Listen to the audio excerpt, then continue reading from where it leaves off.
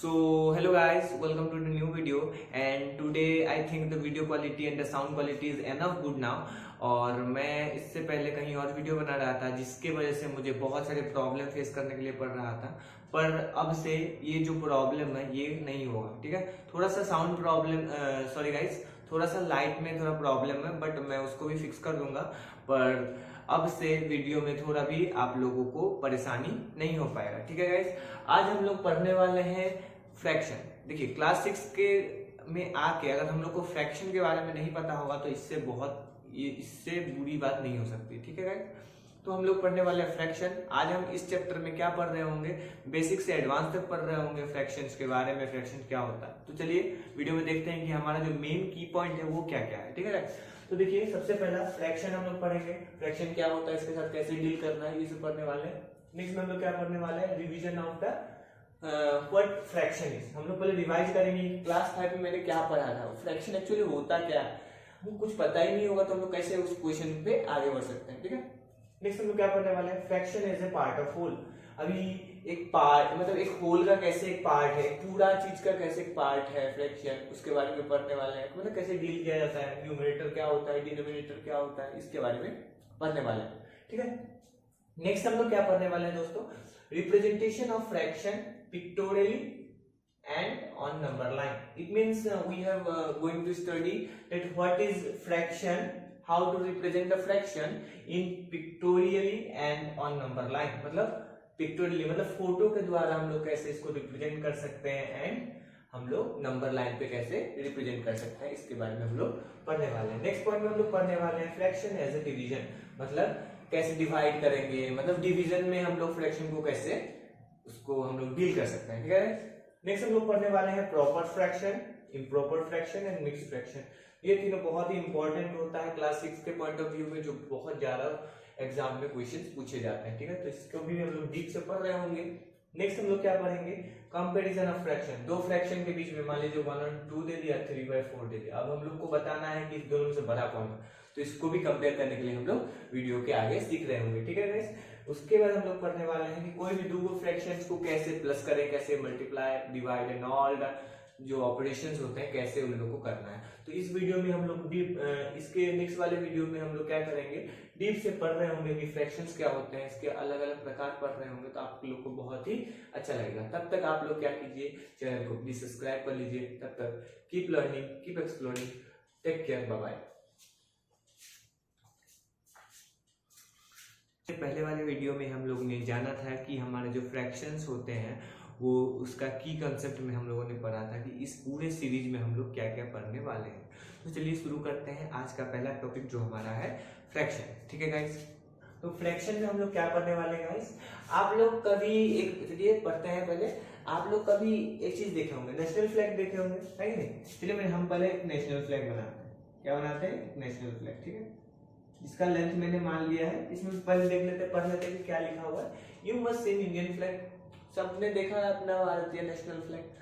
क्या तुमने कभी ड्रॉ किया है, सबने ड्रॉ किया होगा, है कि नहीं। चलिए तो ये क्या काम करते हैं, 4 सेंटीमीटर का लेंथ लेते हैं, 3 सेंटीमीटर का ब्रेथ। मान लीजिए कि ये 4 सेंटीमीटर का लेंथ है एंड ये 3 सेंटीमीटर का ब्रेथ है, मतलब चौड़ाई या लंबाई। ठीक है, अब जब मान लेने के बाद इसको हम लोग को 3 पार्ट में डिवाइड करना है। सबको पता है कि ऊपर वाला पार्ट क्या होता है, सेफ्रॉन।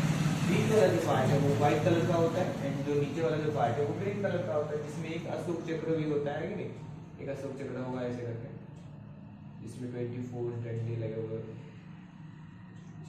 ये बना लिया मैंने। अभी देखो ये कितने भागों में डिवाइड हुआ, 3 भाग, first part, second part and third part.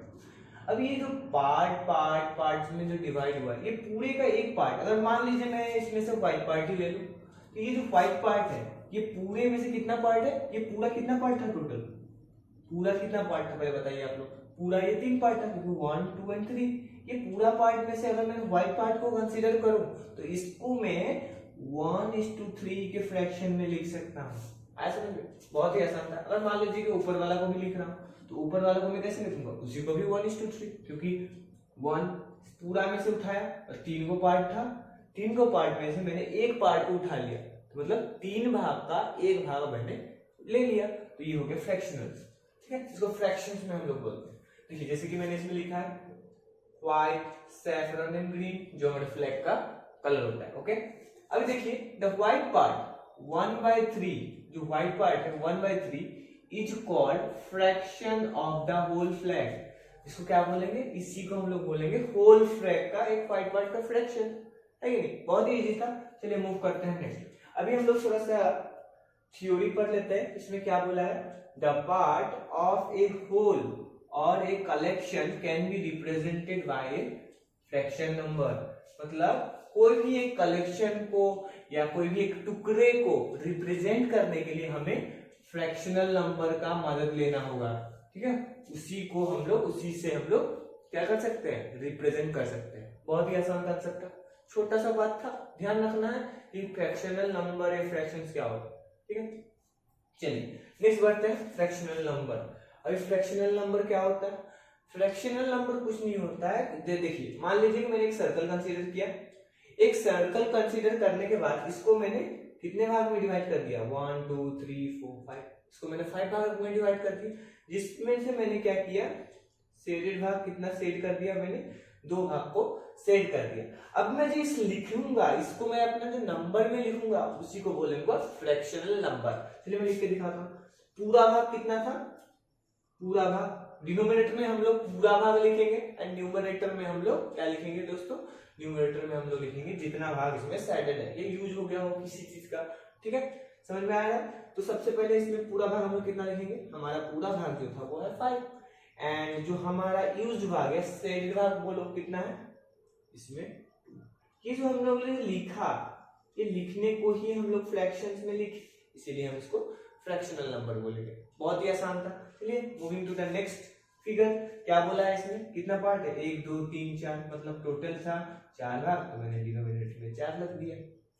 इसको लिखने के बाद मेरे पास क्या आ गया, नेक्स्ट जो है हमारे पास इसमें कितना पार्ट शेड है, तो 3 पार्ट, मैंने लिख दिया शेडेड पोर्शन भी 3। तो ये जो 3/4 आया ये मेरा हो गया फ्रैक्शनल नंबर। तो आशा करता हूं आपको ये समझ में आया होगा। एंड चलिए मूव करते हैं नेक्स्ट पे और जानते हैं, इसके बाद हम लोग पढ़ेंगे कि एक्चुअली डिनोमिनेटर और न्यूमरेटर को कैसे पहचानेंगे। ठीक है, तो उसके बारे में हम लोग पढ़ने वाले हैं।